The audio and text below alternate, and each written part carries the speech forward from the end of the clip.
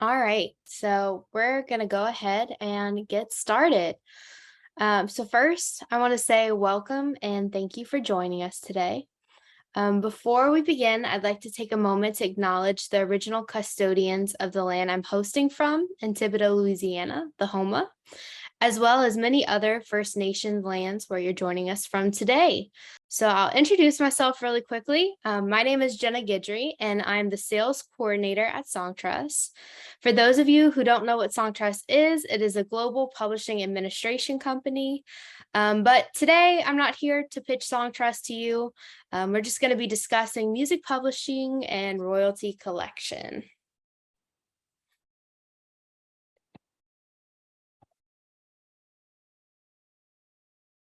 All right. So this webinar will go over the fundamental concepts in the publishing industry that every musician should know.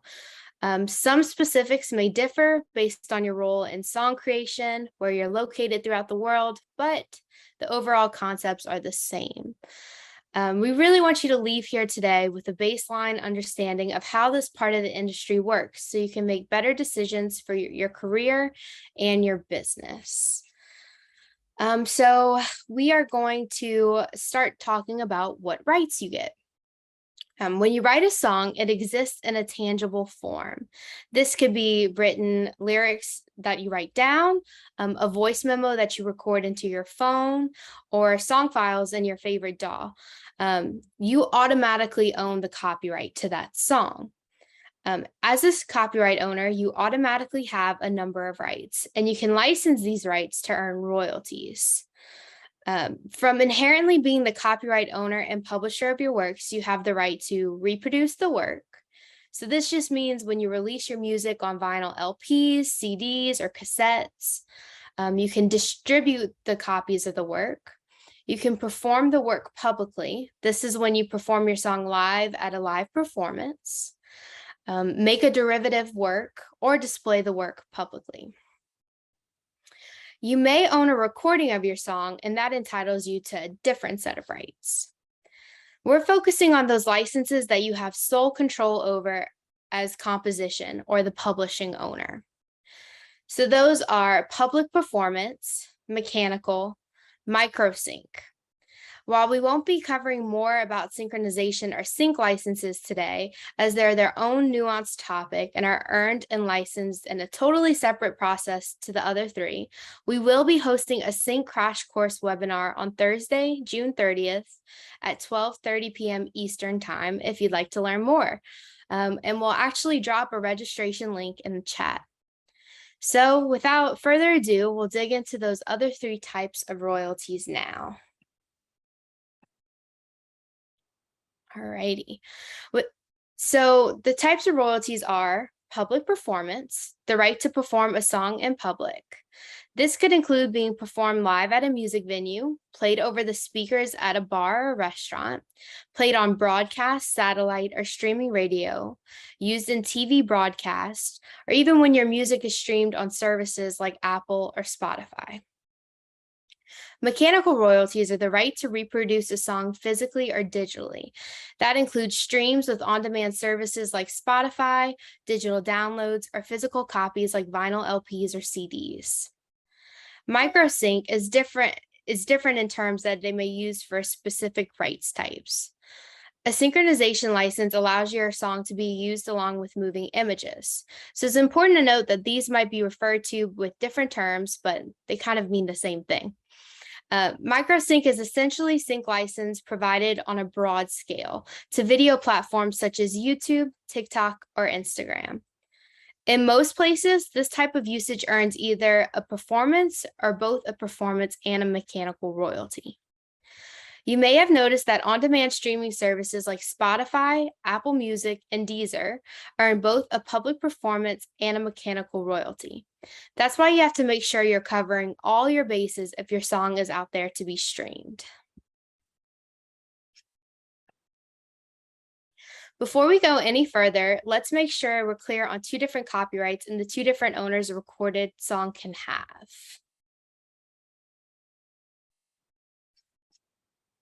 A specific recording of a song has two copyrights. composition or publishing, which is the lyrics and the melody, the composition. This is what we're talking about today. The other is a sound recording. It's a specific, unique recording. An individual song can have many different recordings. So examples are the best way to understand these rights types. Dolly Parton wrote and recorded the song I Will Always Love You in 1974. In 1992, Whitney Houston recorded her own cover of I Will Always Love You, which became the best-selling single of all time for a woman performer. Dolly Parton owns the publishing for Whitney's version of I Will Always Love You, while Whitney Houston and her record label own the 1992 recording. Dolly Parton also owns the publishing for a top 10 charting cover by UK pop singer Rick Waller, while Waller and his record label owned the 2002 recording. Now, more recently, Lana Del Rey recorded a cover of Joni Mitchell's For Free on her 2021 album. While Lana and her label own that recording, it's Joni Mitchell who owns the publishing and collects all the public performance, mechanical, and microsync royalties it earns. So how are these different publishing royalty types collected and distributed? Public performance royalties. This comes from live shows, radio broadcasts, etc., collected and paid out by PROs or performance rights organizations and CMOs, collective management organizations. So some examples of these in the US are BMI and ASCAP. These are split into a writer share and a publisher share. The writer share is paid out to the songwriters and composers listed on the song registration. The publisher share is paid out to the publishers listed on the song registration if there is one. Mechanical royalties are from physical and digital reproduction, collected and paid out by CMOs and mechanical rights organizations. These are examples like the MLC, or the Mechanical Licensing Collective, and the Harry Fox Agency. While you could register with a PRO in the US, as well as the handful of mechanical sources, the global picture is much more complex. To collect effectively, you need to register directly everywhere your song is being played, which is a full-time job in itself. Publishing administrators handle this work for songwriters. So Songtrust is an example of a publishing administrator, and a major publisher would be like Warner or Sony. Songs are identified in the global publishing industry by specific pieces of data. So we're going to talk about some of those pieces of data now. First is the song title and any alternative spellings.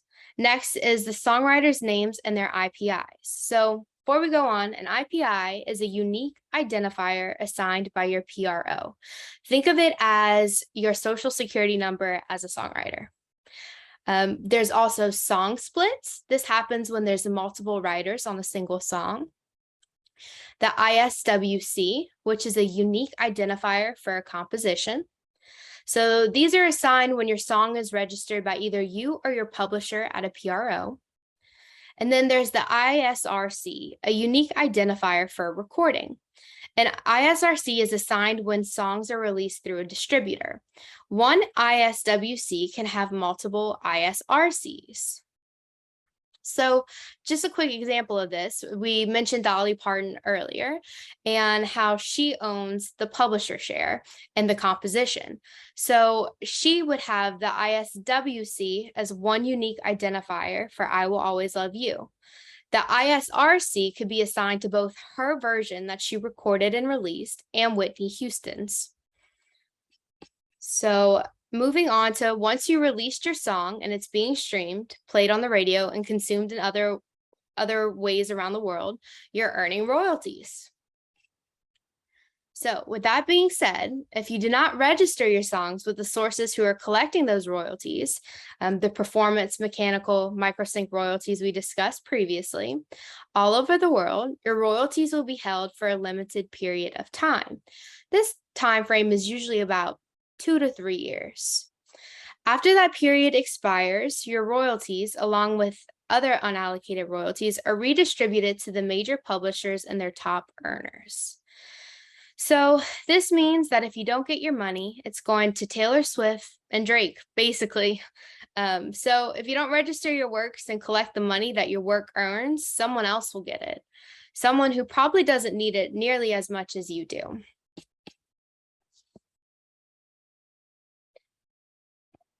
All right. So we will have a Q&A at the end of this webinar, as I mentioned. But with that being said, we do have some frequently asked questions that we tend to get a lot of the time. So we'll start with those. So one of them is, what collection society should I register with? Well, we always recommend registering with the collection society in your home country. If your home country doesn't have a society that you're comfortable with, the next best choice is to sign up in the country where your music is being played most often. It also helps if they speak your language. For most of you, that's the US. And when it comes to BMI and ASCAP, there's no better choice. There are a few differences that you should look into before you choose. All right, so another question we get often is, how do I get paid for live performances? You could submit your set list directly to your PRO if you're in the US or your US performing artists. Otherwise, you generally submit via your publisher or administrator. Speaking of publishers and publishing administrators, what's the difference? Well, a publisher usually takes partial or full ownership of your songs as copyright for an extended period of time, and sometimes for the life of the copyright. They will often provide an advance upon your deal signing and will work to pitch your songs for sync licenses and to be recorded by star performers. Publishers sometimes require a certain amount of songs to be delivered during their agreement term. Some examples of traditional publishers are Warner, Sony, and Universal. A publishing administrator, on the other hand, like Songtrust, doesn't take ownership of your copyrights, and their terms are generally short. They usually don't pitch sync or do other creative work so that you could do what you see fit with your songs and keep more of your money. They are less likely to provide a big advance and will often charge a much lower percentage of revenue for their services than a traditional publisher will. Okay, moving on to copyright. This is a question we see very frequently. It's, do I need to register my song with the Copyright Office? You don't need to register your song with the Copyright Office to automatically own the copyright as its original writer. Registering your song's copyright mostly helps if you're ever involved in a legal dispute over your song's ownership that goes to court. So that's sort of the general gist of what music publishing is and the royalties that you're entitled to and how they're collected. So now I'm going to invite one of my team members to come up and assist me in the Q&A. So feel free to drop those questions in the QA if you have any questions to be answered.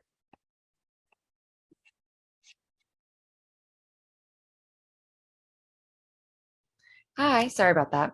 I couldn't figure out how to unmute myself, but I'm Noelle. I work on the sales team with Jenna, and we're going to go through the Q&A that everyone has been so graciously participating in. So let me pull some questions here. So we have, what is the typical royalty amount per song and per stream? So a typical royalty amount wouldn't necessarily be per song, but it would be per stream.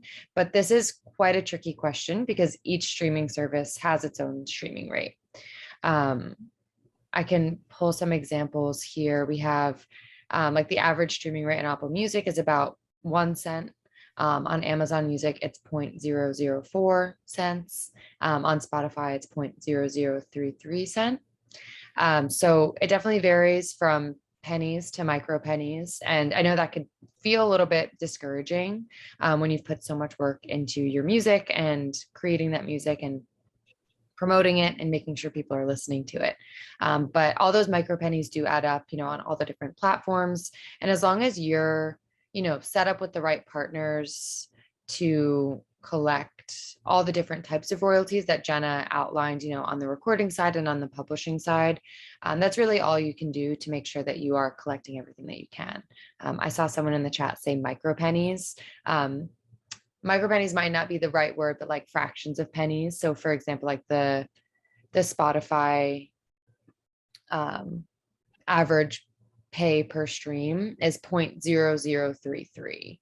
So it's less than a penny. So micro pennies or like fractions of a penny. Let's see what other kind of questions we have. Jen, I'll let you take this one. We have, what is the difference between a PRO and a publishing administrator? Sure thing.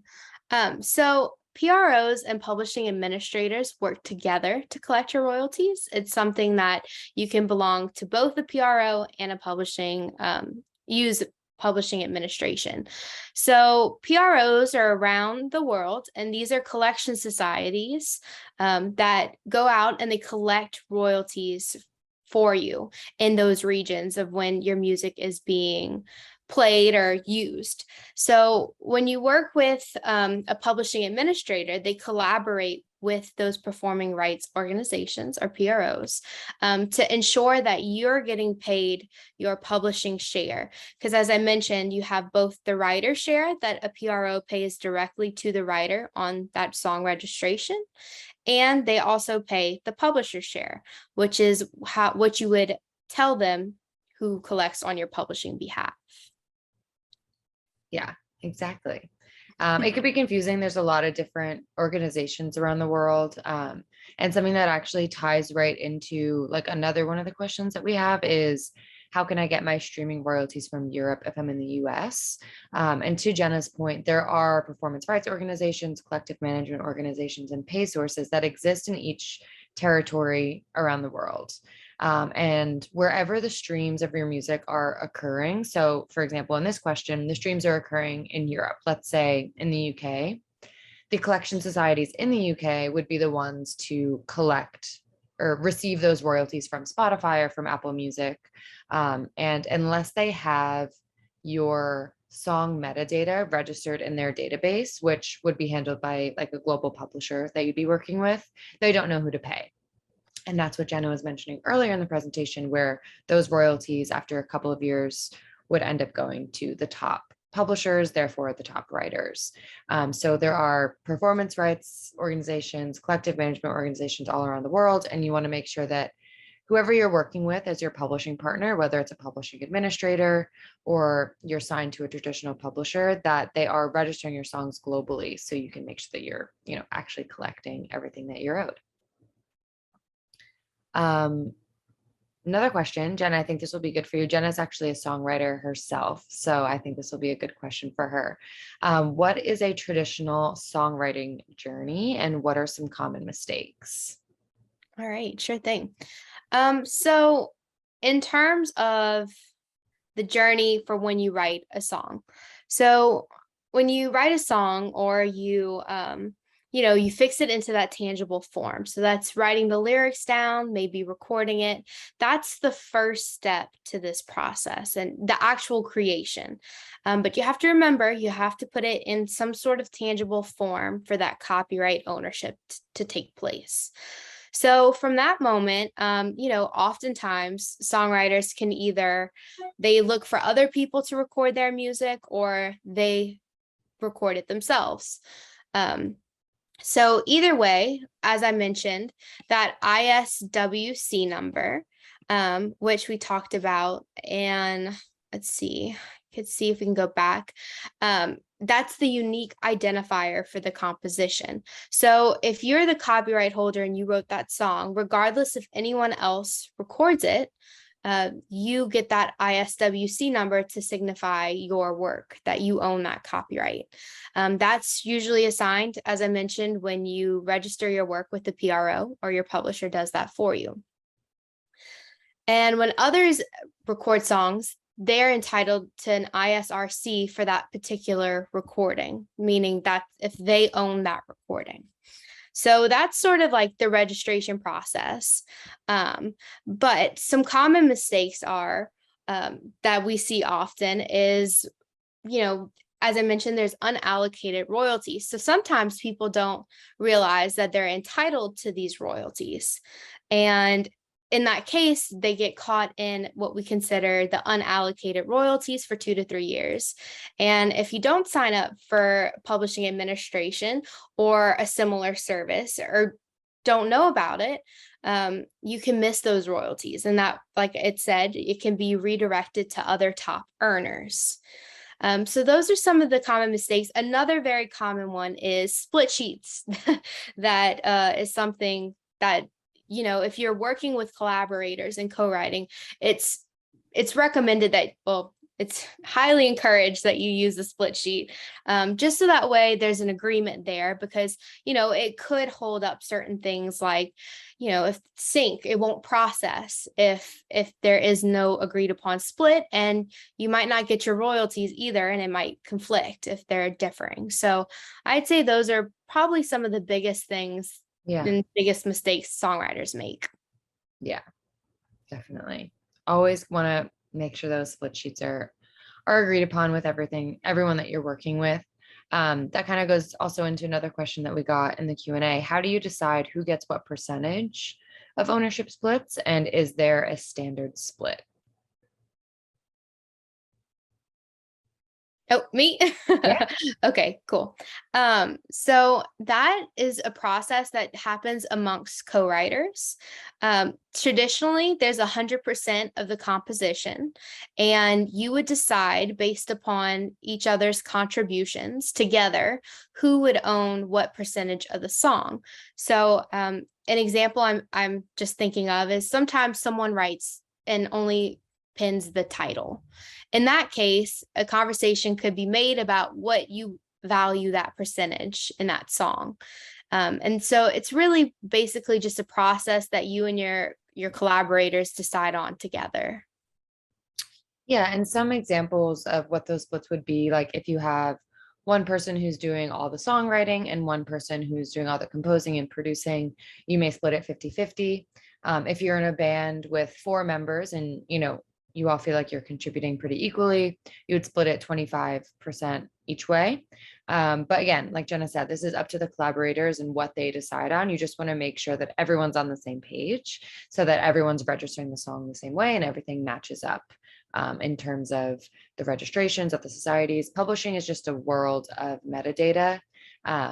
So it's very intricate. And even just one split being entered wrong could hold up the royalties for a whole year. So you really, really want to make sure that you're agreeing on the splits, everyone's on the same page and has everyone's writer information so that everyone can register their songs with their publisher the same way. Let's move on to another one.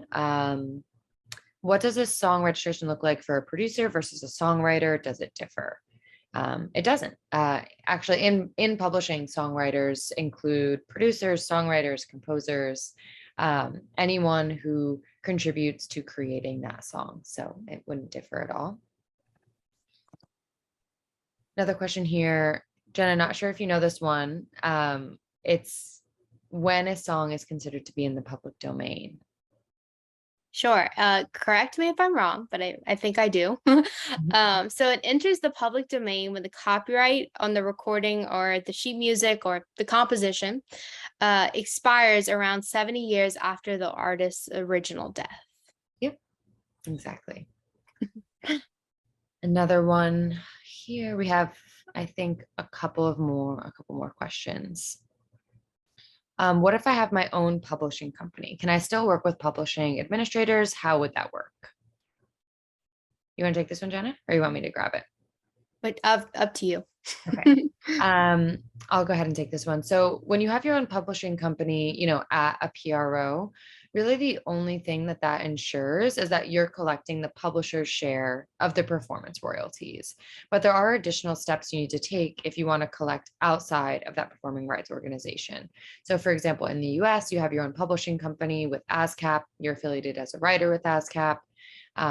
You're collecting your performance royalties from the US. But if you want to collect your mechanical royalties from the US, you'll want to register your songs with the MLC, with Harry Fox Agency, and that would really just cover US royalties. So you would want to consider how to collect your international royalties as well. So you can work with a publishing administrator like Songtrust if you have a publishing company. Basically, what they would do is register the songs on behalf of your publishing company. They'd be listed as the administrator for your publishing company, with your publishing company as the owner, and the writers would still be listed, as the owners as well. one here, which is kind of tricky. How does song registration work when you use a sample in your song? So you need to make sure that you're getting your samples cleared. That's, number one. And you may want to, depending on the agreement and the sample clearance, would likely give ownership to the original songwriters and composers of that sample within your new song registration. Can you register royalty-free music? Kind of sounds like a trick question, but it's not. If you agree to people using your music for free, you agree to not, collecting royalties on it. I would say look at the contract and look at the agreement, because it might just be royalty free on the recording side. You may still be able to collect publishing royalties, or the other way around. So I would just say always, take a really good look into that contract. Jenna, I'll let you take this one. When would copywriting your music be useful? Perfect. So that largely comes into play when things may become like a legal issue. So if someone utilizes your work without your permission and maybe don't want to use the word steals, but uses your work without permission, when you go to court to file that they are using it without your permission, there's a record of it that it is your work that you own the copyright to. And then correct me if I'm wrong, but I think it also impacts maybe legal fees if it was registered and you do win. I'm not sure. Okay. It could. I know that it's definitely like more of a sure thing that you're gonna like win that case, or that it'll, go in your favor if you do have the copyright registered. Also, global registration, like with a publishing administrator, is also great proof of ownership. I mean, it's not the same thing as having a copyright, but when you're providing your split sheets and your contracts to your publisher as you register those songs, it's going through some checks and some balances with a respected organization, and there's a paper trail, which is always good. Another question here: what type of royalties do YouTube views generate? Okay, so YouTube videos generate both performance and mechanical royalties, and these are referred to as microsync royalties. So that also stands for YouTube, TikTok, different platforms like that. Yeah, and there also are recording royalties for YouTube views as well. If you are, also the owner of the recording, there's also royalties generated from the same view owed to the recording owner, similar to like a music stream, how, you're getting those recording royalties through your distributor. And there's also publishing royalties owed through your publisher. All righty, yes. So let's see. Sorry, technical difficulty there. All right, so yeah, so thank y'all so much for coming today. We really appreciate you attending. So as I mentioned, we weren't directly talking about Songtrust today, but if you are interested in working with a global publishing administrator like Songtrust, you can contact us at sales@songtrust.com, or if you have any more specific questions that are a little bit more detailed. Also, if you want to learn more about music publishing, you can download our free modern guide to music publishing at the Songtrust website. On our website, you can also get more info and just reach out to our team. So be sure to follow us everywhere at Songtrust. And yes, thank you all for coming. Hope y'all have a great rest of your day.